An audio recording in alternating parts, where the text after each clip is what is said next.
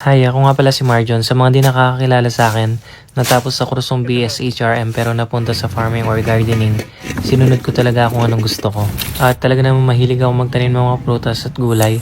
At minsan nadayo sa ibang lugar para magpitas lang ng mga prutas katulad ng lansones. At talaga namang natutuwa ako, nag-enjoy ako sa ginagawa ko lalo na pag nakikita ko yung aking mga tanim na maraming bunga. Katulad yun yung ating suhay, napakarami niyang bunga, hinog sa puno. At talaga naman napaka-juicy at napakatamis niyan. At ngayon ititikman na natin yung kanyang bunga. At ayan, di ba? At napakasarap talaga.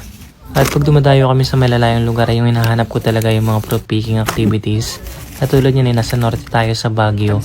Ay talaga naman pulang-pula yung mga strawberry nila at nakakatuwa. At ito naman yung tinatawag nilang milagrong prutas or calabash fruit. Ay talaga naman napakaraming ginagamot sa katawan. At ito naman yung ating 1,000 finger banana na napakaraming bunga at umahaba ng 8 feet to 10 feet. At ayan.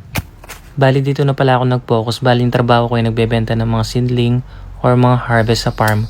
At minsan ay gumagawa ng mga videos katulad yung pagpipitas at pagtuturo ng mga tips sa paghahalaman to inspire our fellow kababayan na gayahin din.